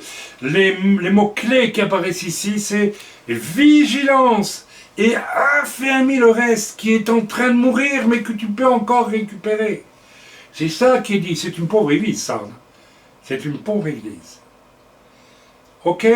Car je n'ai pas trouvé tes œuvres parfaites devant mon Dieu. Rappelle-toi donc comment tu as entendu la parole, comment tu as reçu la parole, et garde-la et repens-toi. Mes amis, ils avaient tous reçu la parole, même si le Nouveau Testament n'est pas écrit, mais les lettres de Paul et de Pierre avaient circulé. Femmes, soyez soumises à vos maris, et vous, maris, soyez soumises à vos maris comme à Christ, dit l'Écriture. Et vous, maris, aimez vos femmes comme Christ a aimé l'Église en se livrant pour elle. Amen. Que les femmes honorez vos maris. Et n'essayez pas de leur monter sur la tête. Amen. Et vous les femmes, n'utilisez pas des tresses pleines d'or. Pourquoi? Parce que lorsque vous mettez des tresses pleines d'or, mais c'est une image. Aujourd'hui, les femmes ne font plus des tresses pleines d'or, plutôt peut-être si en Afrique ils font ça. Mais c'est tout simplement pour se faire voir. Et pourquoi est-ce qu'une femme veut se faire voir? Parce qu'elle veut se faire entendre après. Et puis qu'elle espère pouvoir avoir un statut égal à l'homme, tout simplement. Mais oui, mais tout ça, c'est tout ce que l'Écriture nous a dit par Pierre et Paul. N'est-ce pas? Ces gens-là connaissaient la Torah. Ils avaient étudié la chute.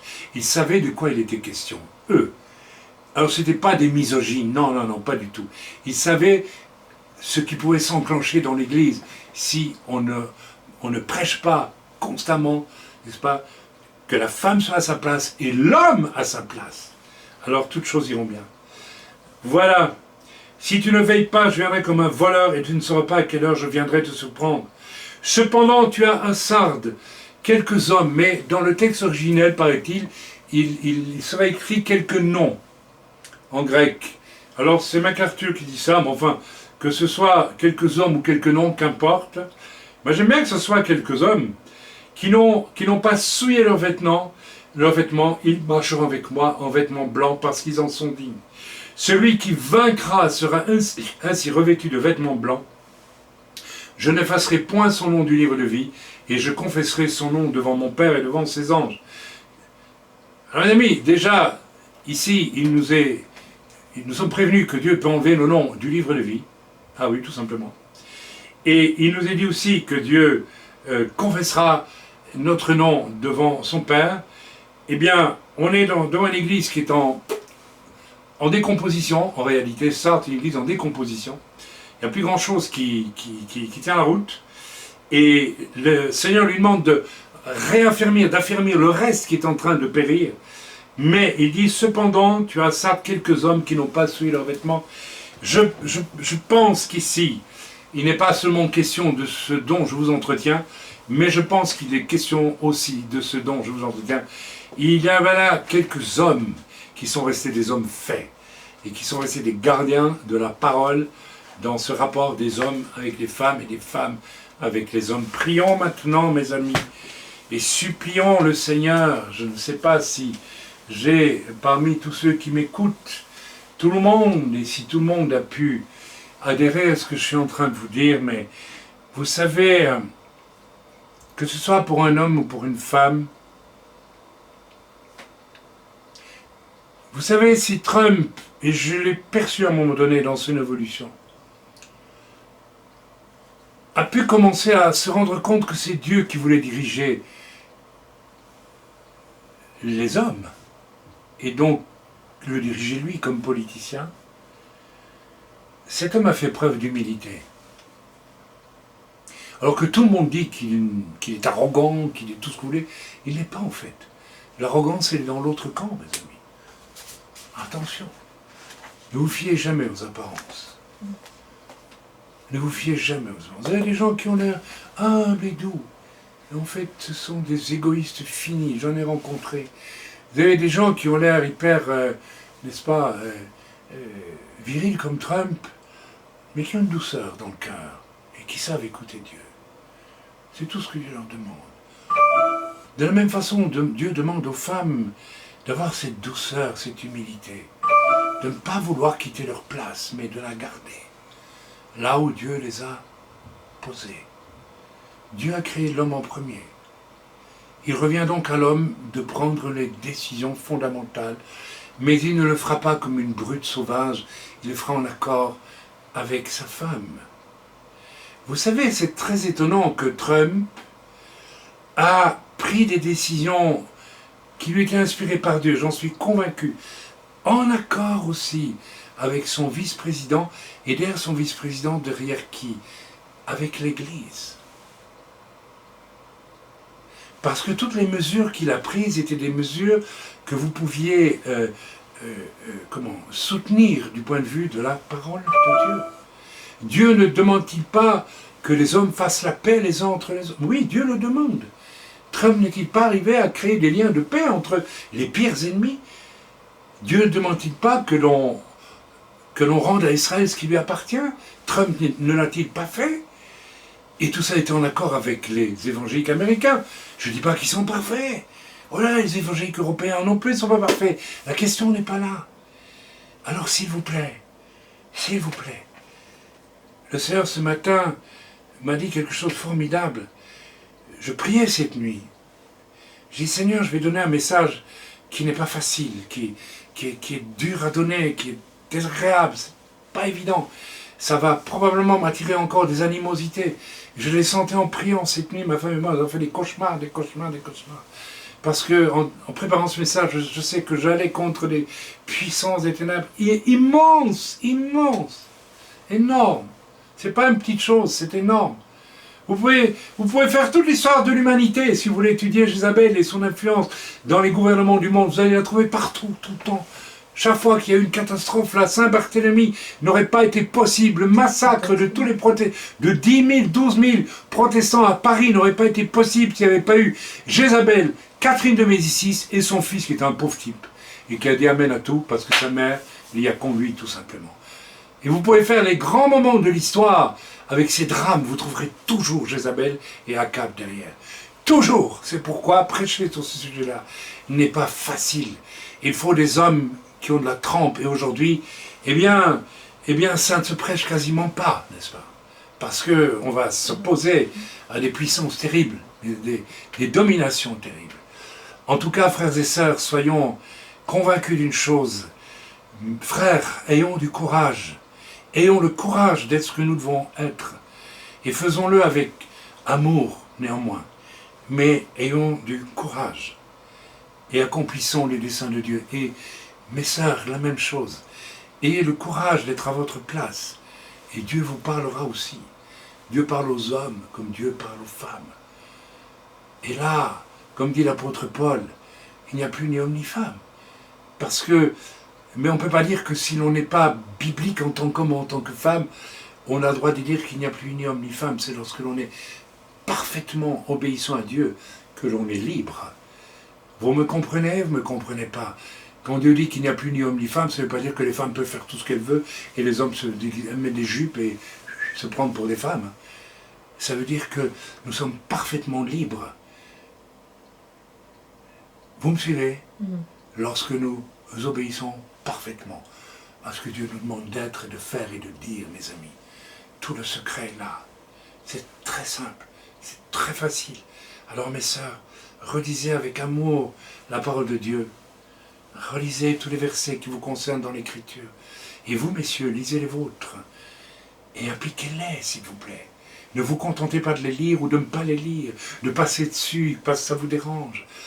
Vous avez aussi de bons outils. Il y a aussi des femmes qui ont mis au point de bons outils. Je suis obligé de le dire et je le dis avec joie. Ce n'est pas la Bible, mais ma femme, sur base des Écritures, a écrit des livres excellents pour les femmes.